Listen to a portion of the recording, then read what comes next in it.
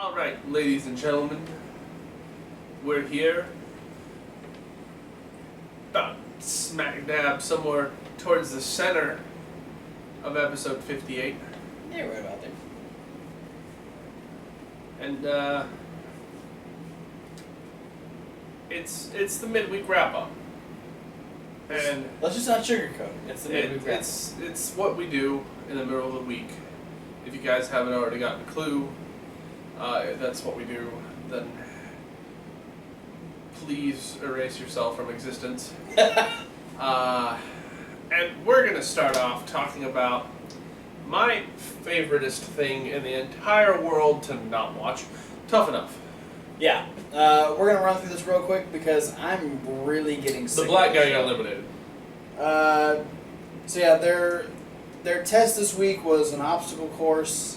Or as I like to call them, obstacle courses. Obstacles. Yeah, the guest on Tough Enough this week was Natalia. She was there. Natalia? She was there, kind of running them through. She was there with like police. They actually had police doing the drill with them, which Must have been a police training obstacle course. Maybe, I don't know. Tanner came in first for the guys. It was Police Academy. Patrick. Did Patrick do a bunch of sound effects? What? Oh, Police Academy? No. I'm making a Police Academy reference. Stop it. We're trying to get through Tough Enough fast. Patrick came in last, disqualifying ZZ. ZZ didn't actually finish the course itself. Gigi came in first, a.k.a. Georgia, for the girls. And then last was Chelsea/Amanda. Amanda didn't finish it because she said that Booker told her that she looked too exhausted and didn't want her to hurt herself, and Chelsea ended up hurting her ankle. It wasn't broken, it wasn't fractured, it was just sprained. She ended up having to go to the hospital. She didn't end up doing the next thing, which was the humiliation drill. They put together their shoulder tackle drop down body slam combo. Whoever did the best out of them, they all got matched up. Whoever did the best got to make the loser do squats and say whatever they wanted them to. I don't really remember who all the losers were, but nothing stood out. No, it was weird matchups because Chelsea was out, and so it was like an odd number of people on every situation. But the two that got picked out as the top runners out of the drill were Gigi and Mata. And then we moved on to the actual elimination part. We had the Big Show was a special guest, and he chopped all the guys. Yay. And then Patrick got eliminated because he's a cocky sumbitch, and now Mick Foley is not going to watch Tough Enough anymore because Patrick got eliminated. Was it because Patrick got eliminated? Yeah, specifically because Patrick got eliminated. Yeah, I mean, he was cocky. Well, Foley, you can't really blame the show for that. No, it was the audience. Yeah. The audience eliminates. That's boycott the audience. That's the Watch thing. the show by yourself. It just because you're the only one watching. I'm kind of done with Tough Enough because it's all drama, and that's supposed to make me like or hate or loathe these certain people, and I just don't give a shit. It's the reason I don't watch Total Divas. I don't want to watch these people that I'm supposed to enjoy on TV in some facet or another being paid to act like little bitches. Or pee racing. It's a peeing race. Well, they're all fucking losing. So, my picks to win are ZZ and Sarah Lee because they're crowd favorites and they're building them up to be big baby faces coming to WWE. I've said from the beginning that my picks were Tanner and Sarah Lee. They're both still in the running. Yep. Tanner because he's talented. Yeah. Sarah Lee because I think she's adorable. As far as talent goes, wife. As far as talent goes, I would give it to either Tanner or Mata. Tanner just because he's physically fit. Mata's got the character down. But I think ZZ's just too lovable that the audience isn't gonna eliminate him. But we'll have to wait and see. You know what it's gonna come down to? ZZ's gonna get eliminated because of my guess is potentially a judge save. Oh, like he's going to be the only option? Basically, or like, you cast in your votes, and then one of the judges will save the top person or the least person, and usually will be second place. And yeah, and maybe. I don't know. Anyway, let's move on to main event where we actually had some entertaining stuff go on. Like R-Truth versus Bo Dallas? Oh, go ahead happen? Go ahead and talk about Bo Dallas and his freestyling. The only thing I can say about the freestyle is, he got a mic drop. I'll give him the mic drop. It was funny. His rhymes are ill. Yeah, like they actually have a fever. I was on the verge of throwing up. Fun match though. Yeah, I mean, there was only 2 matches on main event. Both of them were extremely long because they had a big recap of all the stuff that happened between Undertaker and Brock Lesnar on Raw. But yeah, they had some good time. It was back and forth kind of stuff. R-Truth was about to win, and then Bo Dallas got the advantage back, and then he did his victory lap. Yeah. And then said, I'm winning, and then R-Truth rolled him up with an O'Connor roll. Yeah, R-Truth won. Bo, you're not winning anymore. You lost. Bo on. It's an element, I think. Sure. Then just a little quick thing. Next week after Monday Night Raw, we start Click Week on the WWE Network. They're getting ready to release a DVD called Click Rules. It's about the it's the click sign. It's not a llama. Get it straight. If you've never heard of the Click before, what? You have to be a new fan of wrestling. Yeah. To know the Click. You have to be a new fan of wrestling or under the age of 10 to not know who the Click is. But yeah, it's let's face it. You could be up to like 16 and not know who the Click is. It's Triple H, Shawn Michaels, Sean Waltman, Kevin Nash, and Scott Hall. And drugs. And drugs. And alcohol. And alcohol. And a hug in a cage. Probably and money. Yep. But yeah, so we're going to be getting all kinds of material on the WWE Network about the Click next week, so that should be interesting. But then we had our main event where we had the Lucha Dragons taking on the New Day. New Day? Socks. Nope. Socks. Yes. New Day socks. Get me some for Christmas. New Day socks. I'm thinking about it actually. Alright. Do they have New Day socks? Check out www.com. Maybe. Yeah, New Day had a nice long promo, just getting over their hashtag POP, holding it down, and a lot of Sound like Morat for a second. My wife. Do it again. My wife. Ding ding. Do it again. Nope. Damn it. I'm yeah. not nice like you.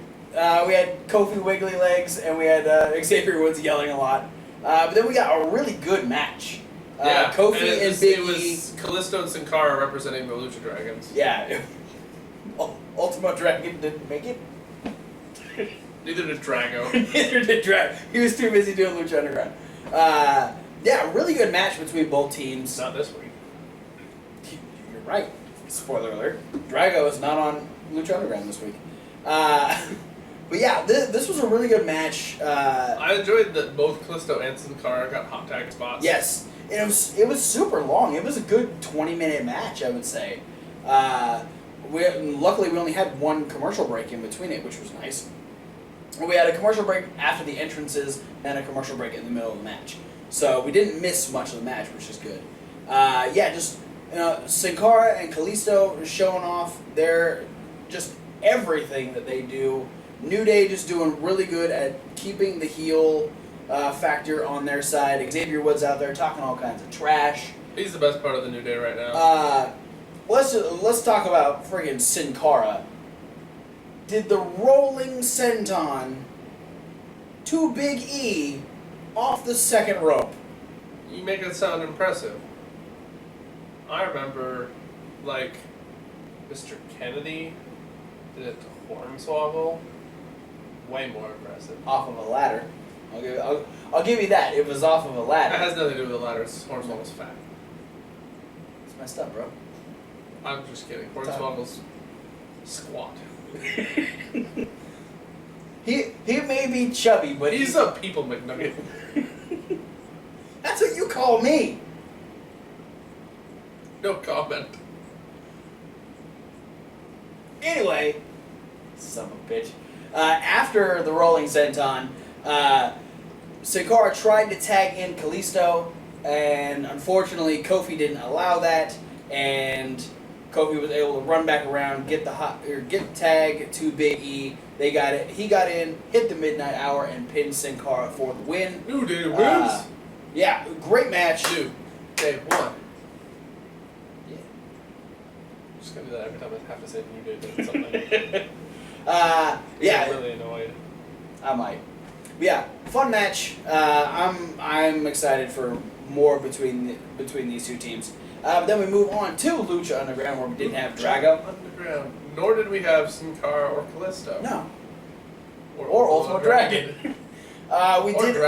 We did open up with Dario giving the 7th medallion, the Aztec medallion, to Big Rick. He was trying with a wad of money. He was trying to mend fences with Big Rick. He's like, you're the first guy that I signed to a big deal here in Lucha Underground.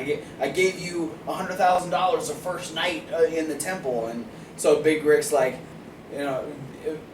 Dario is told him to choose. What do you want? Do you want money or do you want power? And so he took the medallion and he goes, why not take both? And so then Dario gave him a wad of cash, and so he had a stack of money, and he had It's these... like, why choose one if you could have two good things?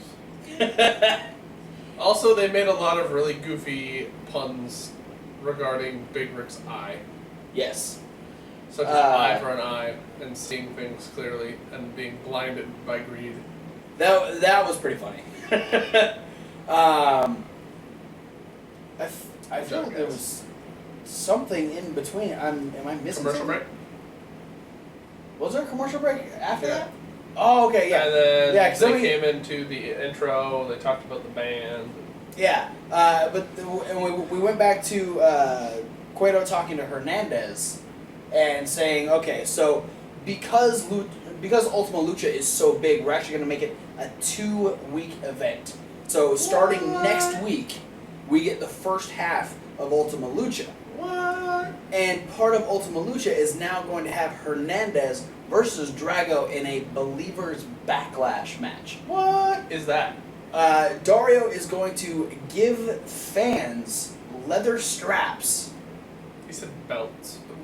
Straps, belts, whatever. It's going to be fucking pieces of leather that when Drago and or Hernandez, more than likely Hernandez, gets thrown out of the ring, the fans get to whip the shit out of them. Huh. And then Hernandez comes... I feel like I've seen this match before. Really? Yep. Huh. TNA did it. Oh.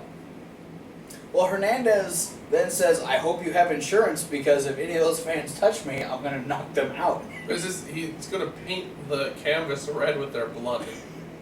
It's a little bit more than knocked out. Well, okay, yeah. I'm pretty much thinking he said he's going to murder them. Yeah. Okay. My theory on this is it's how we're going to introduce a new person to the Lucha Underground roster somehow. Oh. A plant in the audience? What? In wrestling? Who does that? Apparently Lucha Underground. Hillbilly Jim. Well, was Earthquake. It's also a plant in the audience. Yes. But then our first Zach match... Gallen. Talk about the first match? Santino? Santino was a plant in the audience. You just gonna ramble off all the plants in the audience that you remember? A cactus. If someone brought a cactus to the show, would be a plant in the audience. What was our first match, Hawk? Goodness, I don't remember the order of the matches. Was it Cage versus the Mac? Yes. All right.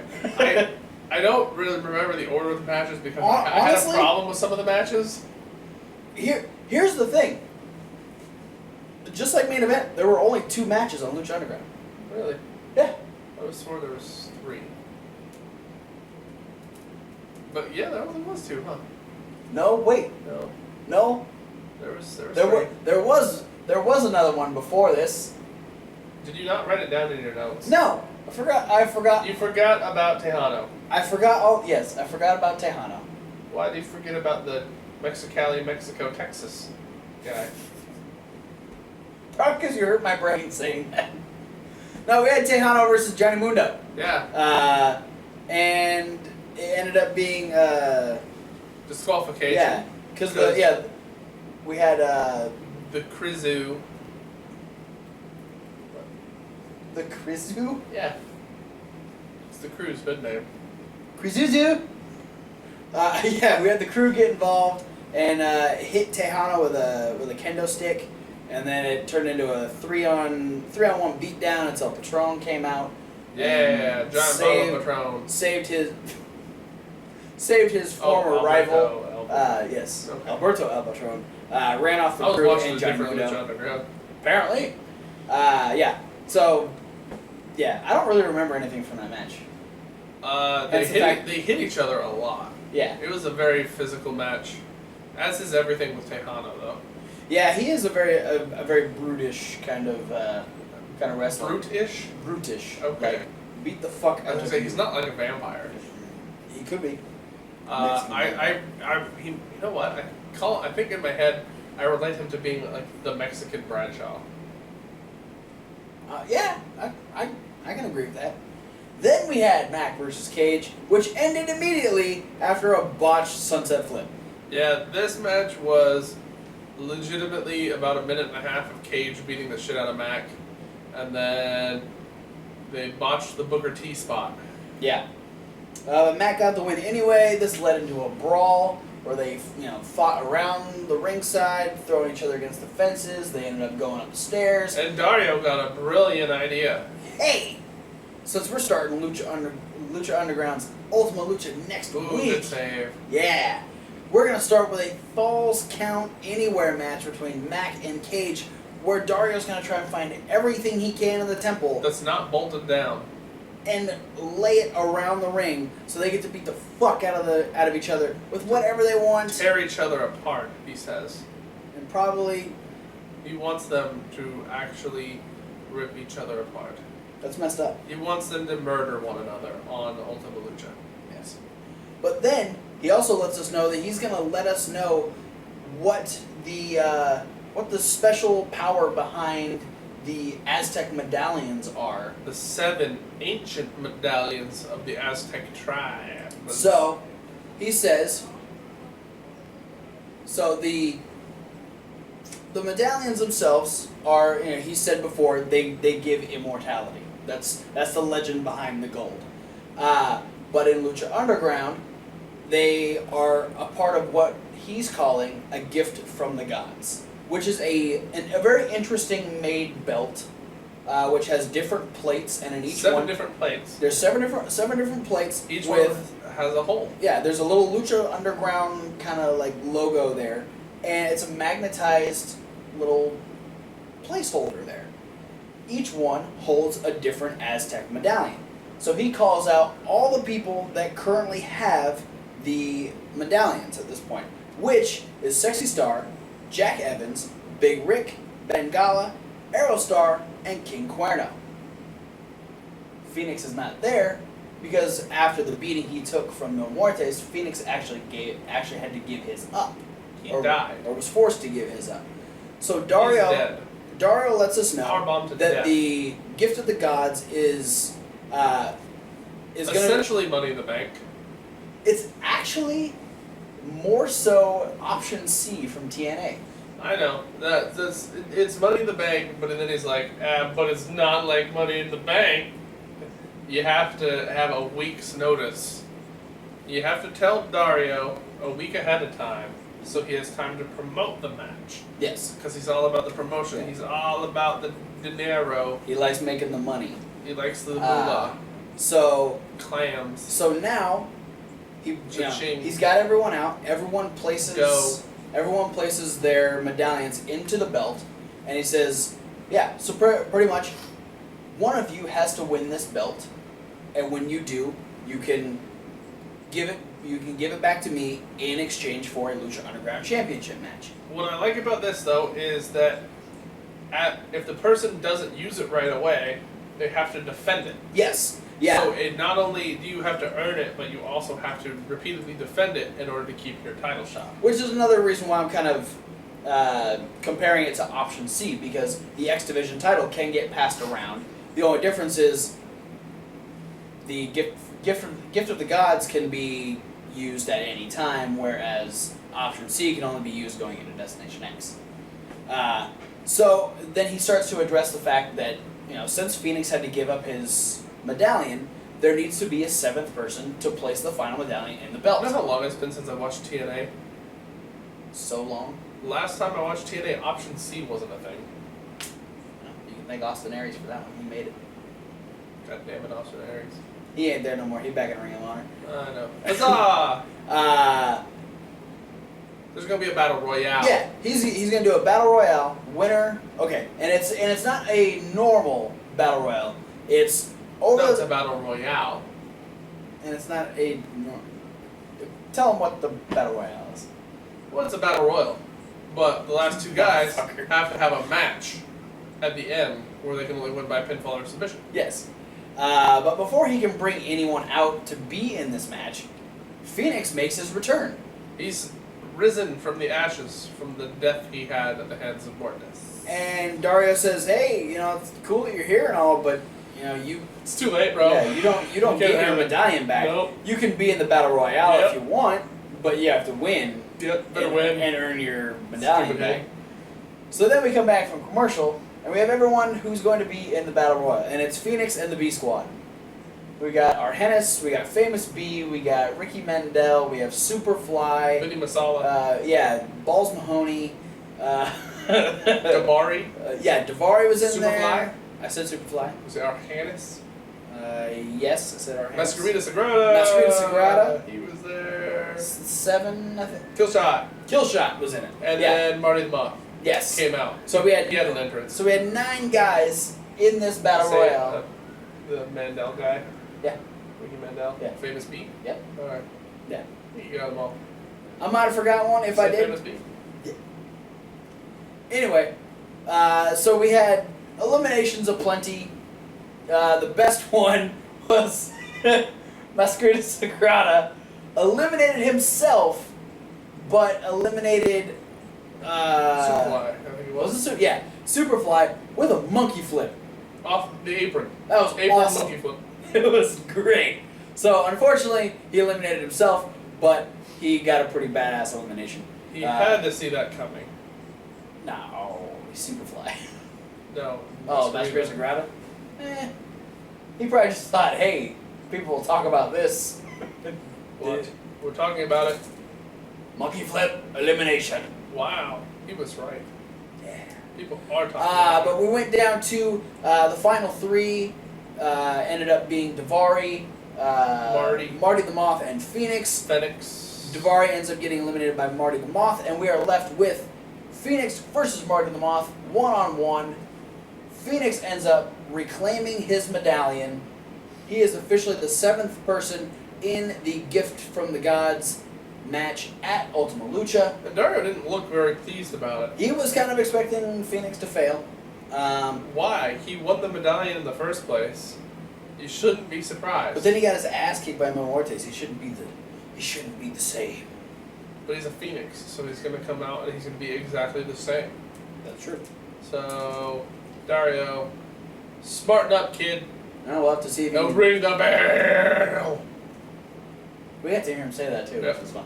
But then we had at the end, Prince Puma was going to speak for the very first time since being in Lucha Underground. I'm actually gonna go back to watch previous episodes because I'm fairly certain Prince Puma has said stuff in backstage segments on Lucha Underground. It's always been Conan.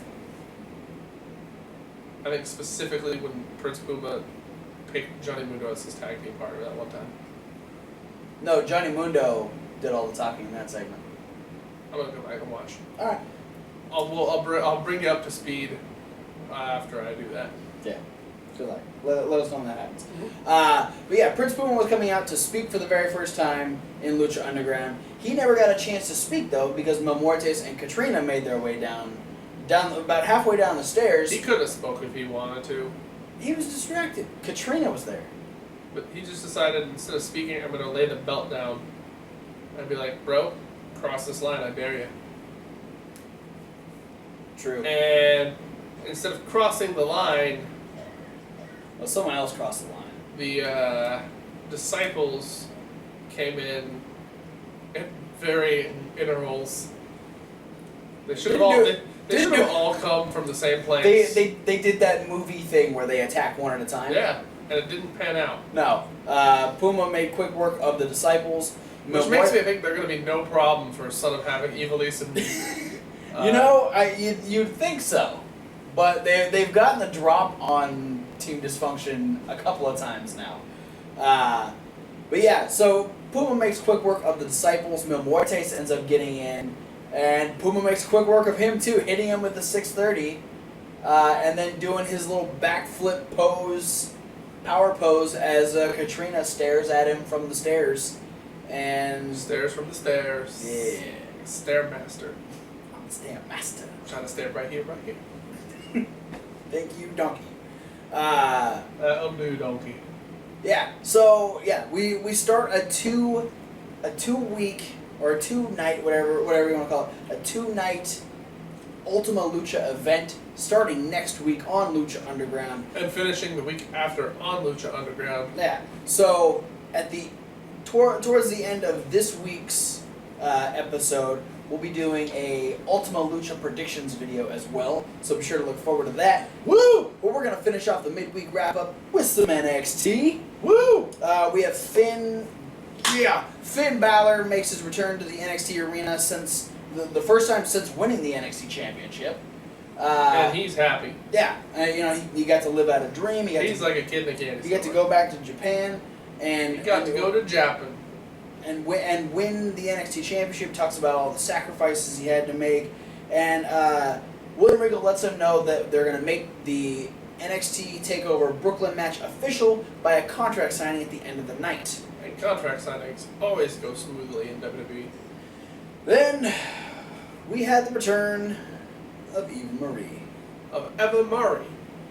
She took on Cassie, who's known as Casey Cassidy, who is a good up and comer in the NXT Divas division. She won. I will say Eva Marie did not suck. Yeah. I won't say she was good, but she didn't suck. Which by Eva Marie standards is good. Yeah. Go ahead, Tony. You say it. I'm going to say it. I enjoyed the match. I'm not going to say I enjoyed the match. I enjoyed Cassie kicking Eva Marie in the face. I'm going to say, to me, Eva Marie's improvements were more impressive than Cassie's display in the match, though. Because she had the spin kicks early on in the match that were so slow that I think Eva Marie should have moved out of the way. But like a good girl, she stayed in the corner. Like a good neighbor, State Farm was there. That was weird. My one nitpicky thing about Eva Marie is she finished the match with sliced bread. Yep. Kendrick's move, because that's who Sliced bread number 2 trained her. She should have done it faster. She made it very much like everybody stop and look at me kind of moment. She walked up the turnbuckle. It needs a running start to look believable. Yeah. I think, the problem was, this was very much, the same issue we had, I think it was with Dana Brooke, because wasn't Dana's first match against Carmella or something? I don't remember. So there was some they're starting them off with not the strongest wrestlers, and that's kind of what you need if you want to make the person look impressive. You need to have someone that can work with them really well. Mm-hmm. And Eva Marie, granted, she's made progress, good for her, but she's still not the strongest wrestler, and so she can't run the match by herself. She needs someone who is, better than she is to make her look good. Unfortunately, their only real choice would have been Blue Pants. As far as people they could have had job to Eva Marie. I would have said McCann would have done a good job. Maybe. She's been around for a long time. She's been trained by Madison Eagles. Yeah. Who should also be in NXT, guys. Come on. But yeah, Eva Marie didn't suck, so good for her. Yeah, and I'm going to say to all the haters, think of how many divas sucked before they got good. Trish Stratus. Her first matches were god-awful. Kelly couldn't wrestle worth a lick. A lot of divas start out crappy. Layla started bad, but now she's really good. Just because you're spoiled by everyone who shows up on NXT is already amazing, it's because they've already been wrestling for 10 plus years. Eva Marie has not. Eva Marie has not. Evil Marie. All read everything. Can we move on now? Spent way too much time on Eva Marie, I feel. Meh. We had William Regal on the phone, heading to his office. He's trying to make deals, getting ready to go into NXT Takeover. He had a present in his office. In the form of he had Tyler Breeze laying all sexy over on his little cubby shelf thing. He's what inspired the set of the rundown today. Yes. If you haven't noticed our array of sexy poses. But Breeze says, you've got Owens and Balor and all these great things happening at NXT Takeover, but do you have anything for me? I can only imagine, since you haven't said anything about it, it's going to be even better than what you've already named. And Regal's like, I'm working on it. He's like, I got something, and I'll tell you later. Yeah. And Breeze is like, well, it better be good. And Spoiler alert, we know what it is. But we're not going to tell you. Then we Email me and I'll tell you if you really want to know. Yeah, his email's down in the description. Email him. If you don't already know. If you want spoilers, that's the best way to get them here on the rundown, is if you email him, because he'll spoil anything. He's kind of an asshole that way. I'm not an asshole if they're asking for the spoilers. It is true. I'm actually being a nice guy if they're asking for the spoilers. No, I actually didn't read the spoilers for the NXT tapings this go around. Oh, okay. But it's been widespread of what's going to happen. It's been widespread all over the internet. Anyways. True. So if you don't know what's going to happen, just pay more attention. Yeah, get on the internet once. Yeah. And Get out from under your rock. Then we had Baron Corbin defeat Mr. 450 immediately. Yeah, legit. It was a 5-second match. Back to the quick ones. Baron Corbin, king of the quickies. Yeah. Then we find out that in 2 weeks we will have Samoa Joe taking on Rhino. Unmixed. Yeah. But we had Samoa Joe taking on Mike Rawless. He was... Rawless! Joe was fairly dominant through most of this match. Rawless got a couple of good strikes, but that just kind of pissed Joe off a little bit more. Yeah. He finished him off with the ST Joe and the Muscle Buster. As I like to call the Tyson Killer. Oh, moving on. We had Devin interviewed Emma about her match coming up against Bayley. Bayley's making her return from her broken hand injury. Basically a bunch of Emma mocking Bayley. Yeah. Mocking the fact that she broke her hand, and then there was Dana tapping Devin on the head, and then we went into the match. Hugged. Yeah. I felt like they should have hugged over Devin. I thought it was going to be a slightly more passionate embrace. Yeah. They give that vibe off a little bit. They do have a very they got some lesbian tendencies going on in that. It's subtle overtones. Emma is getting all sassy with her entrance now. Yeah. She's shaking her ass. Well, she's evil Emma flipping now, her hair and all kinds of stuff. She's got to do evil person things, which apparently those are evil person things. Yep. While Dana poses on the outside and flicks her wrists. I was going to say, was she jump roping? Yeah. She jump ropes all the time. Yeah, Bailey made a return. Pom poms. Nope. Oh. Double nunchucks. Yes. Awesome. How did I miss that? I don't know. God. Yeah, Bailey making a return from her injury. Huge pop. Yeah. The NXT universe was excited to see her. It was good to see her back in the ring. So, we don't have to worry anymore. Everybody still loves Bailey. Yes. Thomas is probably really excited right now watching it from home. Except for that one dumb fuck that was in San Jose with us. Yeah, god damn it. That one guy. It's probably the only person on the planet that doesn't like Bailey. Yeah. He just yells at his TV while he's watching NXT every week going, God, Bailey, you suck! Yep. Dickhead. Emma was looking to get the win. Bailey got the O'Connor Very roll. aggressive. Yes. Bailey got the O'Connor roll, but it was reversed by Emma. And Emma kind of leaned back and almost had the pin. Bailey ends up kicking out, and as they get up and come back at each other, Bailey Catches her with a hugplex. Yeah. You're welcome. That's the one I was trying to say. Thank you. You done fucked up your words. Where Where the fuck the vocab is? I don't know. I ain't got no vocab.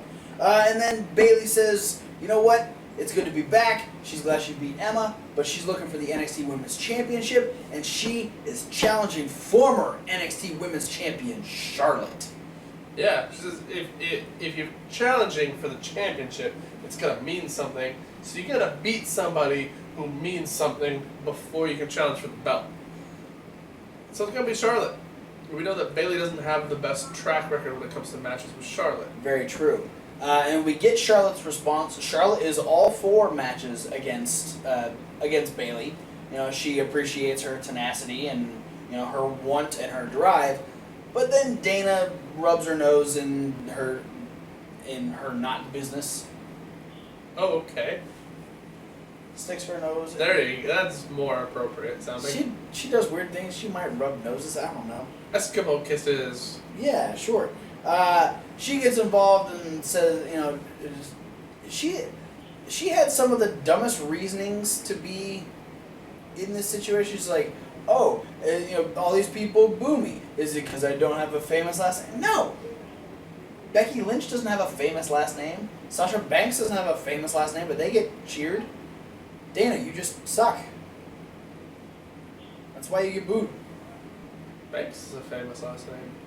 Not Sasha Banks' name. Everybody knows what a bank is. It's where they keep all the money. Jesus Christ. Charlotte says that Bailey's going to have to wait an extra week because she's going to face Dana next week.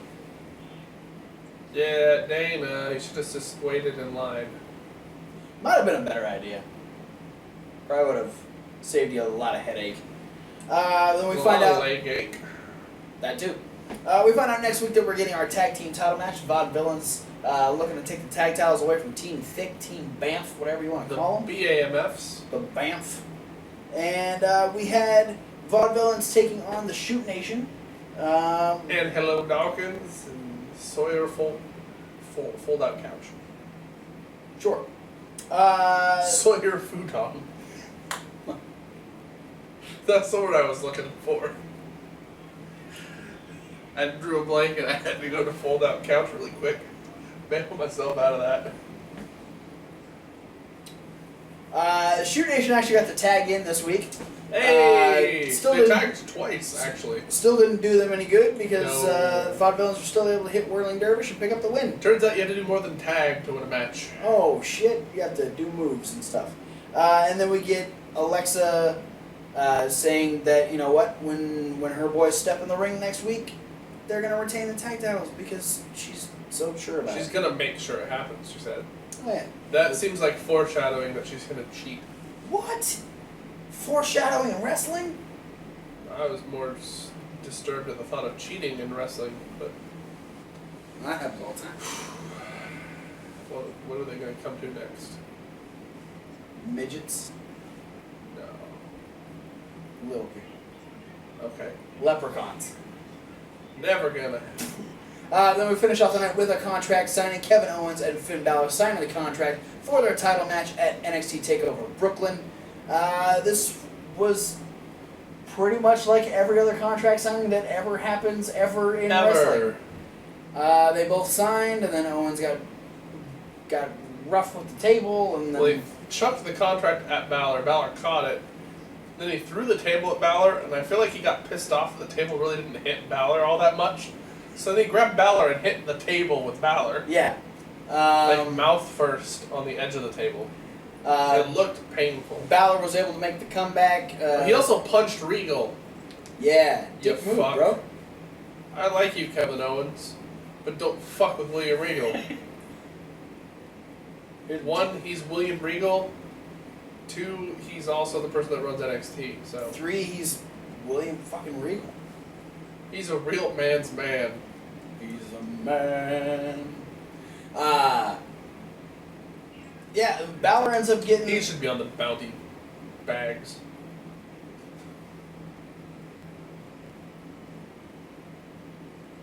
Get rid of that other guy who does that other brand. And be like, yeah. The brawny guy? Yeah, no, Regal's the bounty guy. He's gonna kick the brawny guy's ass. Okay. I'll show you the quicker picker-upper can do. I think Cass and Enzo used that one week. Yeah, yeah. it said something about Swiffers, too. Something like that. Anyway, Balor ends up getting back at Owens after he checks on Regal. He throws a couple drop kicks, knocking Owens out of the ring. Owens backs away like a little bitch. And Balor holds up his NXT Championship. And we got ourselves a championship match that is officially made, signed, and ready to go for August 22nd in Brooklyn, New York. The night before SummerSlam. Yeah! Watch it on the network. It's going to be a cool weekend. It's going to be the biggest NXT audience in history. Close to 20, right around 20,000 people. Yeah, Full Sail is not happy that they're not getting NXT Takeover, but I think it's really cool that they're gonna have a big time audience for NXT. Yeah, well, it's in an actual like full huge arena. Yeah, comparative to anything they've done before. Yeah, they're gonna have close to 20,000 people for the NXT Barclays show. Center. So good for the NXT guys and girls. I'm excited to see it. And hermaphrodites. Sure. There's probably at least one. No. Probably works makeup backstage. Kevin Kelly's in Ring of Honor, and Pimpinello's on Lucha Underground. Okay. There's only 2 hermaphrodites in the entire That's world. That's it. No one, and China's doing porn. That's Like, favorite, subscribe. Follow the links down in the description: the Facebooks, the Twitters, the Tumblrs, the Instagrams, the Reddits, and the emails. And below There's that, 2 emails. Yeah. Collective email and my email. Fans Talk Wrestling for questions, and the Kevin Hawk one for spoilers. And or trash talking about this gnome over here. Thanks for everyone who's been sharing the videos, liking the videos, and all the new likes on the Facebook page. We're posting all kinds of stuff there. Thanks, guys. We appreciate it all. Post down in the comments what you thought about the midweek wrap-up. We love your love. Are you excited for Ultima Lucha? Are you excited for NXT Takeover? No. Let us... Why not? I'm really excited. Oh, good. How excited are you? On a scale of 1 to 10, I don't know. Really excited. All right. Brah, Thanks for watching the midweek wrap-up. We'll see you guys later.